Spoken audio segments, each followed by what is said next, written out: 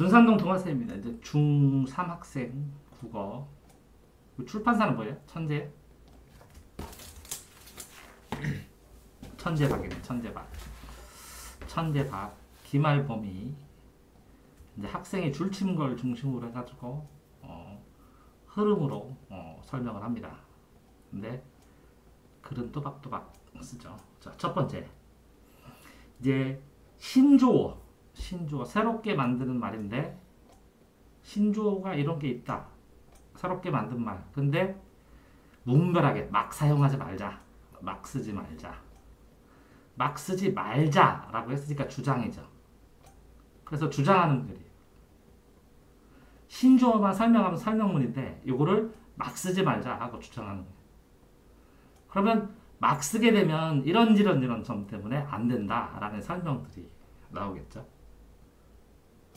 뭐뭐 하지 말자 하는 게 주장하는 거예요. 써셔야죠. 같이 여기다 말자에다가 화살표 주장하는 거예요. 그러면 결국은 신조어에 대해서는 예를 들어 설명해야죠. 그럼 이게 예시예요, 예시. 다양한 신조어들을 쓰겠죠. 이게 신조어들이 왜 만들어지는지 예시. 그런 다음에 다양한 자료를 설명을 해줘야죠. 자료를 가지고 설명을 해주는데, 자료로 예시를 하는데, 막 쓰면 이런 점이 나쁘다. 이거 주장하면 안 되죠. 요거는 근거를 대야죠. 근거. 주장의 근거. 어떤 문제가 생기는지 명확하게 객관적으로 남들도 이런 문제 생기면 안 돼 라는 게 돼야죠. 그래서 다양한 자료를 하는데 근거가 돼요. 근거 동그라미 객관적. 자, 객관적이기 위해서 이게 주장하는 거는 주관이에요. 주장하는 건 주관이에요. 막 쓰지 말자 하고 주관은. 근데 요 객관적인 증거로, 그럼 객관적인 게 뭐뭐이냐? 설문조사. 그 다음에 전문가 의견. 전설입니다. 전설. 두 개로. 뭐라고요? 전설. 이렇게 객관적으로 대줘야 됩니다. 그러면 글을 쓰면 이게 3단계 구조로 쓰겠죠. 제일 처음에는 신조어가 만들어진다. 왜 만들어지냐? 어떤 게 신조어냐? 이런 게 나오겠죠. 그럼 본론에서는 그렇게 되겠죠. 요걸 막 쓰면 여러 문제가 생긴다. 여러 가지 문제. 그러면 신조어를 쓸 때 나쁜 점, 여러 문제점이 생기는 것들을 거기에 나오는 것 중에 1, 2, 3, 4 중에 아닌 것, 긴 것 이렇게 생각할 수도 있고, 그걸 내용 정리해서 그냥 암기해도 상관없을 수도 있고 그렇죠. 그러니까 자, 신조어가 있는데 그걸 여러 문제 막 쓰면, 막 사용하면, 막 쓰면 여러 문제가 생긴다. 그러니까 그렇게 하지 말자. 결론. 이렇게 3단 구조로 되어 있습니다. 그래서 논설문이기 때문에 이게 서론, 이게 본론, 이게 결론입니다. 요 짜임까지 한 겁니다. 됐나요? 그렇게 됐을 때 나도 봐야죠. 더 외워서 수업하는 게 아니니까. 자, 이렇게 하면서 먼저 했을 때 신조어가 어떻게 해서 생기냐? 그러면 뭐라고요? 갑분싸. 짧게 줄였다. 그 다음에 노잼. 대표적으로 이걸 예시를 외운 다음에 이게 뭔지 이렇게 공부하는 게 더 훨씬 낫겠죠? 갑분싸는 뭐예요? 갑자기 분위기 싸하다. 이렇게 너무 짠짠하게 줄인다. 그 다음에 노잼. 외국어. 노에다가 재미. 외국어를 결합한다. 됐어요? 그 다음에 오지. 지읒. 인정. 그죠? 시읒, 수고. 이렇게 자음만 사용한다. 생각을 간단하게. 자, 이렇게 얘기를 하면서 흥미를 유발을 하면서 사람들끼리 간단하게 흥미 유발도 있지만 간결하게 쫙 길게 쓸 거를 간단하게 쓰죠. 간결하게 편하게 타자는 안 치고. 이제 간결성하고 흥미하고, 그 다음에 남들이 쓰니까 유행 따라서 쓰는 유행하고, 이렇게 세 가지 때문에 많이 쓰겠죠. 됐나요? 근데 글쓰기가 얘기를 합니다. 이렇게 되어 있는 신조어를, 그죠? 이걸 쓰는 건 상관없는데 이걸 마구잡이로 막 쓰지 말자 하는 건 뭐예요? 무분별하게 분별해서 쓸 때 쓰고 안 쓸 때 안 써야 되는데, 선생님 답지에다 이걸 쓰든지 시험지에다 이걸 쓰든지 분별이 없는, 구별을 안 한다는 거죠. 구별을 못하게 되면 이거 우리끼리는 오즈, 수고 이렇게 써도 되는데, 선생님한테 수고 이렇게 딱 보내면 기분 나쁠 수도 있죠. 선생님이 뭐 나 같은 사람은 수고 이렇게 보내도 상관없지만, 그러면 뭐라고요? 무분별하게 사용하는 거는 세대에 따라서 세대도 있지만 뭐도 있어요? 상황에 따라서 이게 뭐 공식적인 상황인가 어떤 상황인가 세대 차이로 상황으로 나이 차이로 의사소통이 안 될 때도 있죠. 그러면 이게 뭐라고요? 의사소통 자체가 무분별 세대 상황에 따라서는 의사소통 안 되고 상대방이 기분 나빠할 수도 있고 감정이 나쁠 수도 있고 그게 의사소통이 안 되는 거죠. 엄밀하게 말하면 기분 나쁘게. 그 다음에 이렇게 자꾸 쓰게 되면 노잼 맨날 이거만 하게 다른 건 선택 안 하고 그 다음에 의사소통이 안 되는 것뿐만 아니라 어휘력이 증가도 안 되고 어휘력을 제대로 사용할 기회도 없어지고 그러죠. 자, 그런 다음에 어휘력이 떨어지는 거는 어쨌든 생각도 떨어지는 거죠. 점점 사고력도 떨어지고. 자, 그래서 이렇게 어휘력이 떨어지고 사고력이 떨어지는데 그러면 아닐 수도 있잖아. 그러니까 구체적인 수치로 뭐라고요? 객관화한다고 했잖아요. 설문문사나 전문가로. 됐어요? 그러니까 주장을 할 때 근거, 객관적인 이걸 뭐라고요? 근거, 증거라고 해요. 근거, 증거 때문에 객관적으로 하면 신뢰감이 높아져야 됩니다. 신뢰, 믿는 거. 그래서 주장을 강화하죠. 신뢰를 높이고 주장을 강화해서 이 객관적인 근거를 얘기를 해주니까 사람들이 이것 때문에 믿는 것이지 주장한 다음 떼기장이 될 수도 있잖아요. 됐어요? 그럼 뭐라고요? 근거가 된다고. 근거. 제일 중요한 건 근거. 근거는 객관적이니까. 신뢰와 뭐라고요? 뭘 늘려요? 강화된다고. 신뢰감을 강화하고 주장도 더 강화한다고. 객관적으로. 그러니까 이 근거 자체가 뭐 해야 돼요? 객관적이어야 된다. 요렇게 주장만 하는 주관이 문제가 아니라 객관적인 근거가 돼야 된다. 이게 제일 중요한 거죠. 자, 그래서 이 근거를 대야 되는 요 뭐랄까요? 논설문에서 여기는 어떤 주제가 뭘까? 뭐에 대해서 얘기하나? 얘기를 하면서 호기심 유발해요. 서론에서는. 이런 거 아세요? 몰라요. 이런 거 할 때 당황하셨죠? 이렇게. 그죠? 그러면서 뭐라고요? 여기다가 주장을 해요. 주장을 한 다음에 주장 플러스 객관적인 근거. 이 주장마다 객관적인 근거를 하나씩 내야 돼요. 그런 다음에 이 결론에는 이걸 다 요약 정리하면서 전체 주장인 뭐뭐뭐 하자라는 것을 강조하지. 그래서 이게 서론글의, 이게 본론글의, 이게 결론글의 특징이에요. 이게 뭐라고요? 주장하는 글, 신조어를 무분별하게 사용하지 말자라는 건 전체 흐름이에요. 됐나요? 그러면 다음 거. 점점 이렇게 쭈르륵.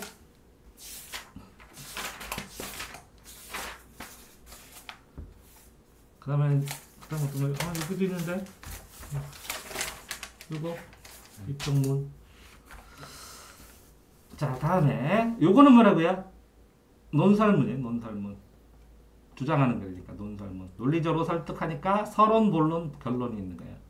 근데, 초등학교 때 생각하는 것처럼 주장하는 글의 주관이 중요한 것이 아니라 뭐가 중요하다고요? 객관적인 뭐라고요? 객관적인 근거가 중요하다는 거예요. 그래서 설문조서와 전문가 이야기들을 쓰는 거예요. 됐어요? 자, 그 다음에 소망과 믿음의 노래. 그럼 노래는 뭐예요? 노래는 시예요, 시. 노래는 시. 근데 시를 하면서 시는 리듬 있게 쓴 노래인데 위에 청포도 있죠. 청포도 같은 시가 있는데 그런 이 청포도 같은 시를 보고 이 시에 대한 생각을 비교, 공통점 차이점 비교하면서 평가하면서 써주는 게 비평문이에요. 이 시에 대한 생각을 써주는 거예요. 요거는 운문인데 시는 운문, 운율 있는 노래로 운문인데 요거는 산문이에요. 근데 이 비평의 내용이 뭐라고? 청포도해야 되는 내용이에요. 그럼 이건 산문이에요. 비평, 평가문 이렇게 얘기할 수도 있어요. 그러면 이 청포도가 이 비평문에 보면 264번 주소번호인 264인 이육사가 썼다. 일제강점기 강제에 점령한 그 조국을 잃은 시기에. 그러니까 자, 이육사를 생각을 해봐라. 이육사를 생각해봐라. 이 청포도 이 내용은 조국 강점하는 것과 관련이 있지 않겠냐? 어? 독립운동하는 거고, 독립운동하는 거고, 독립운동하는 독립운동가인 이육사가 조국을 생각하고 쓰지 않았겠냐? 어? 그 다음에 이 시가 전체적으로 어떤지 내가 설명해 줄게 하면서 전체 흐름이 이런 설명을 하면서 이거는 무슨 의미가 있고 이건 무슨 의미가 있는 것 같아 하고 이 시를 뭐라고요? 비교 평가하는 거예요. 평론가. 이런 사람을 평론가라고 그래요. 이해됐나요? 그렇다면 쓸 때 이런 평론을 쓰면 어떻게 될까요? 평론.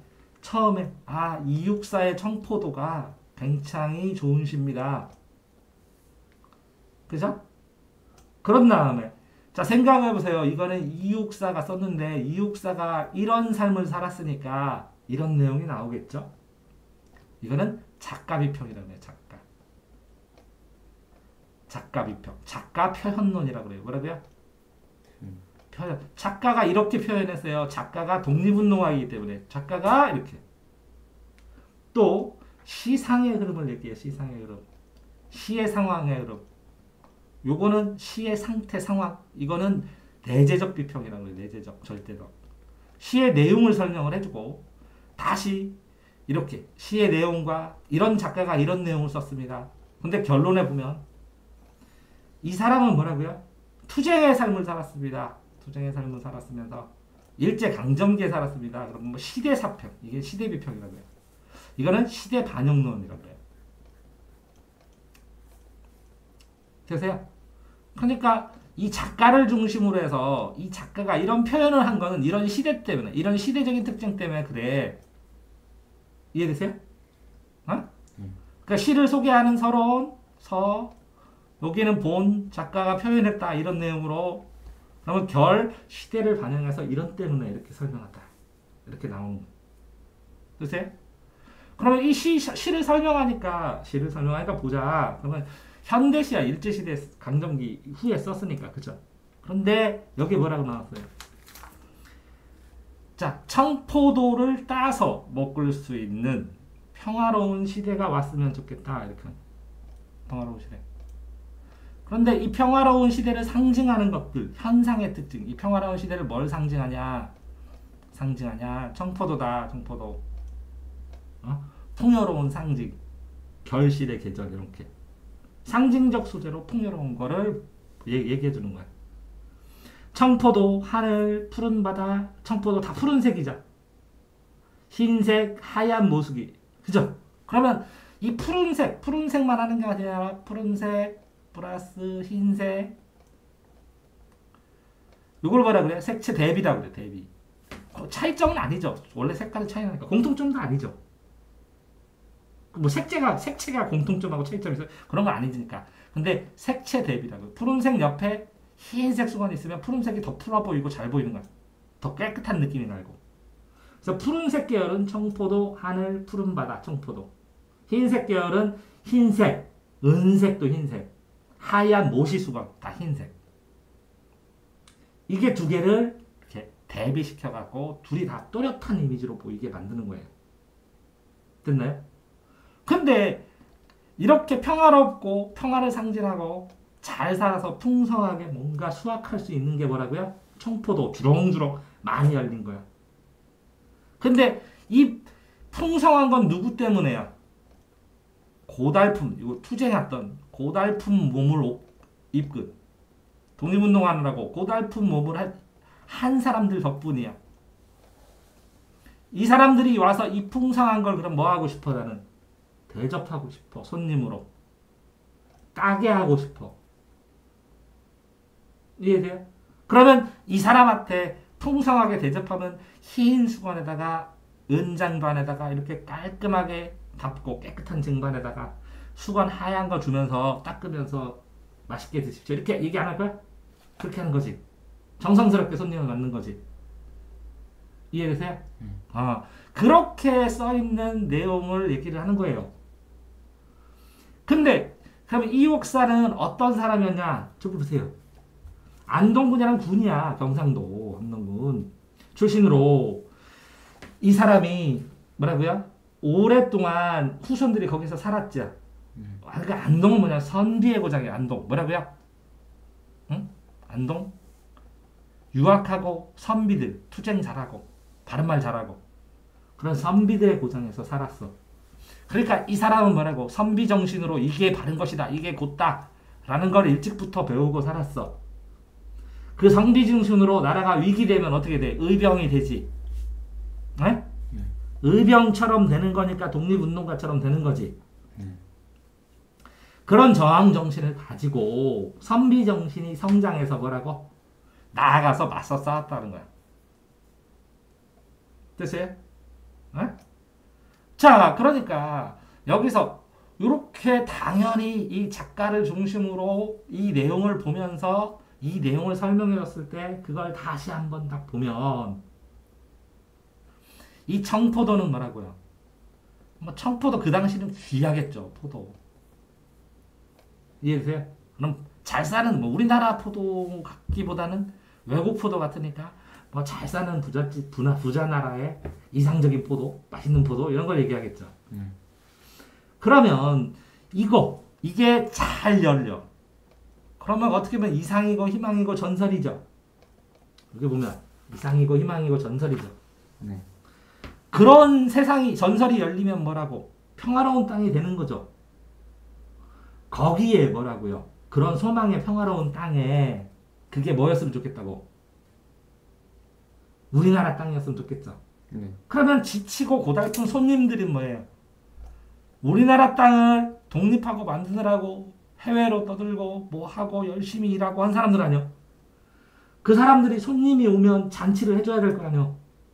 풍성한 식탁 행복하게 해줘야 될 거 아니요? 깨끗하게 좋은 쟁반이 뭐야? 제일 좋은 쟁반이 은쟁반 아니요? 은쟁반에다가 깨끗하게 청포도 올리고 깨끗한 수건도 좋지.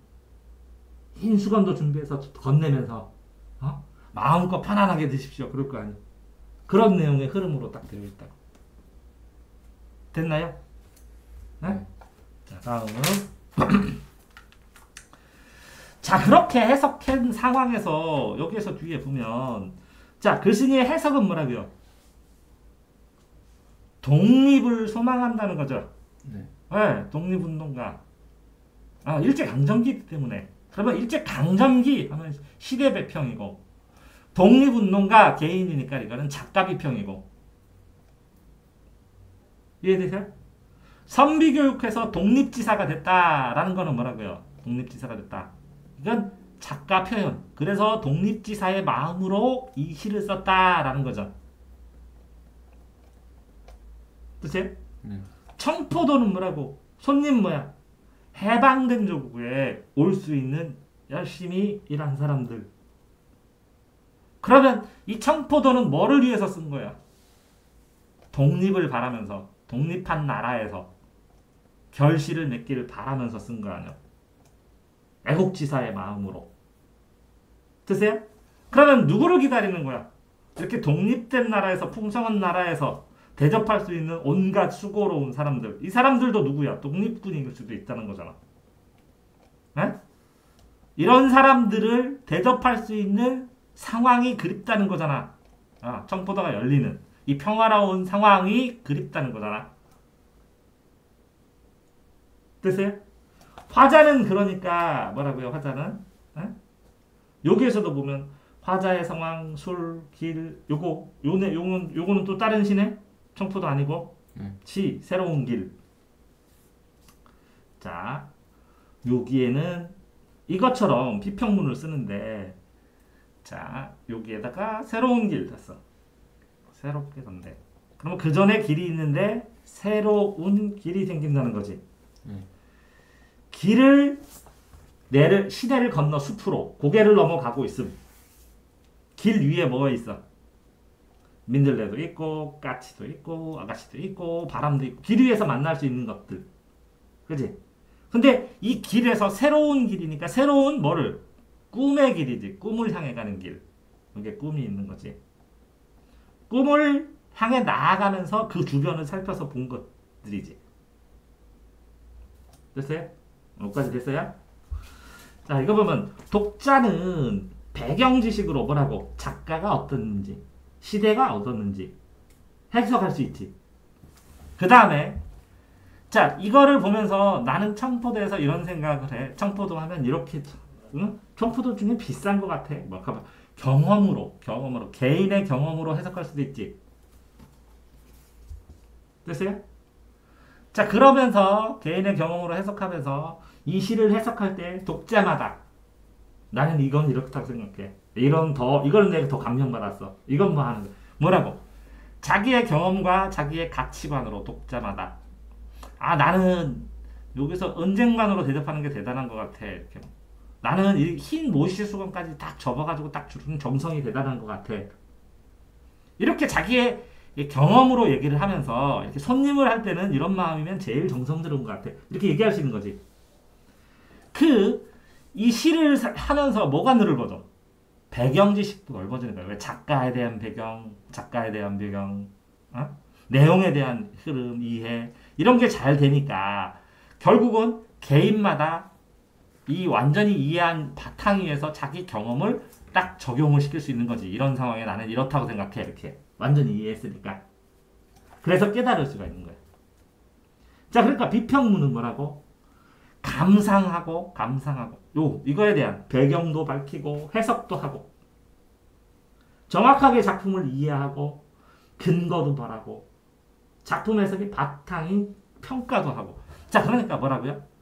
이 시를 왜 그렇게 썼다라는 근거가 독립지사기 때문에 쓴 것 같다. 선비정신 때문에 하는 근거를 밝히는 거고, 이 근거 때문에 진짜 이런 게 팩트로 있었구나.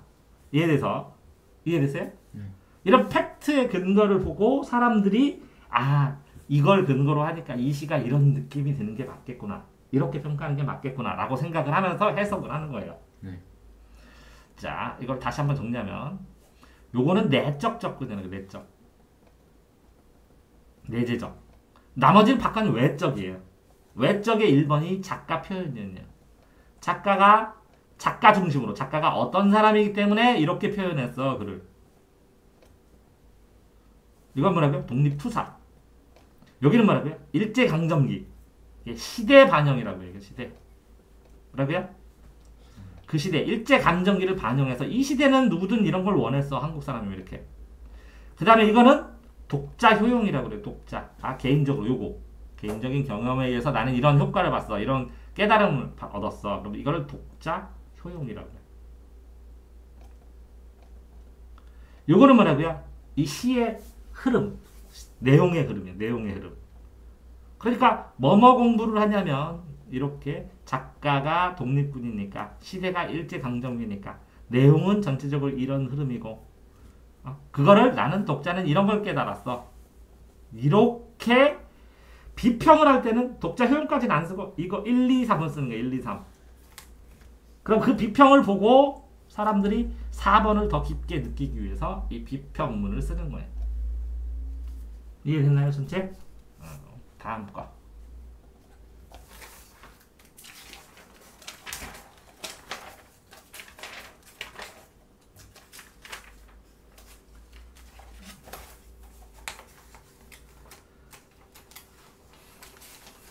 자, 다음엔 뭐예요? 토론하기. 이 토론하기는 생각보다는 이 순서가 중요합니다. 토론하기에서 요거를 교차 토론이라고 합니다. 교차 토론. 교차 토론은 어떻게 하냐? 이렇게 순서를 잘 보세요. 제일 처음에 A팀과 B팀 여기에 사회자가 있고 여기 A팀 A팀이 A1, A2 두 명만 하기도 하고 A3 이렇게 세 명이 하기도 합니다. 그래서 여기 책상에 앉고 이쪽에 B팀이 B1, B2 두 명만 하게 돼요. 이렇게 B1, B2가 B3 이렇게 세 명이 앉아요. 그래서 사회자가 논제를 발표합니다. 이런 거에 대해서 논리적인 주제, 논리적인 토론 주제 뭐라고요? 토론 주제를 발표합니다. 이런 걸 한다고. 논제. 우리 사회에 동물원은 필요하다, 필요하지 않다를 하겠습니다. 이렇게. 그러면 입론 시작하십시오. 그러면 뭐 입론이 뭐냐? 입론. 처음에 들어가는 거, 입장하는 이론. 전체적인 입장하면서 자기의 입장이 뭔지 첫 번째 쭉 얘기합니다. 이렇게 A가. 동반은 필요합니다. 근데 주장만 할 수 없잖아. 그래서 근거를 딱 받치면서 입론을 A가 합니다. 그러면 뭐가 한다고요? 제일 처음에 사회자가 먼저 하고 얘가 입론을 먼저 합니다. 됐어요? 어? 자, 얘가 입론 찬성친 입론을 했죠? 먼저. 그러면 얘가 질문하기도 합니다. 얘가 B가 얘한테 질문하든지 아니면 공평하게 너도 입론해.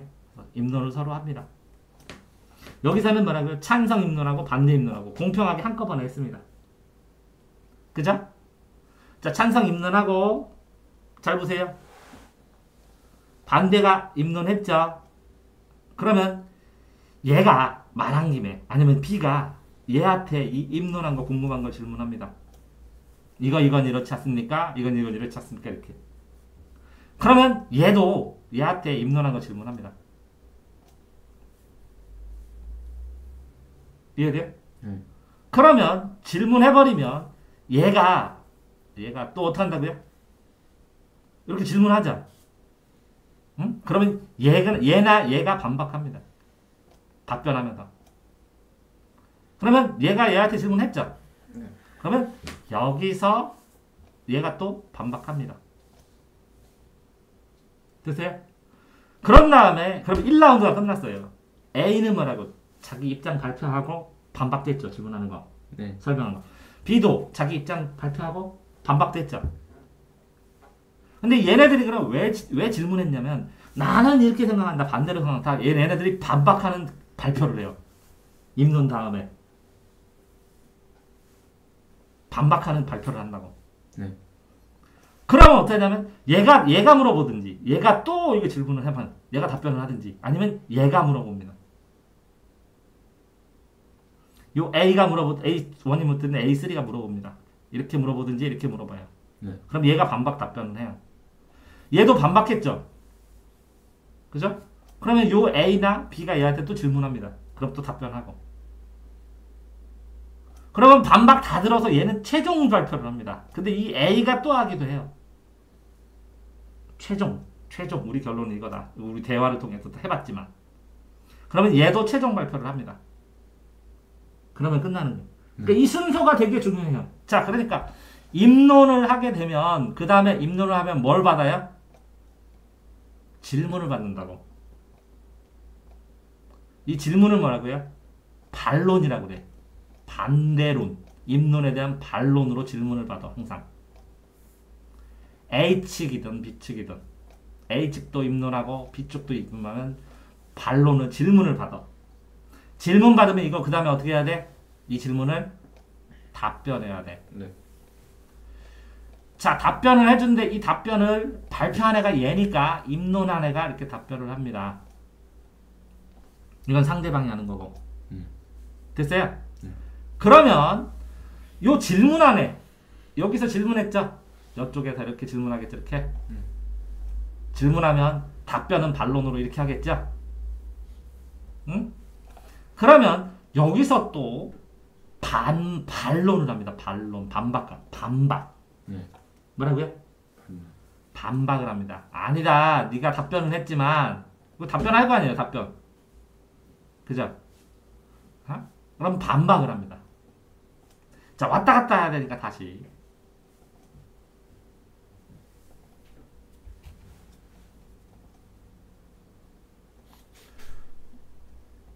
자, 어렵다.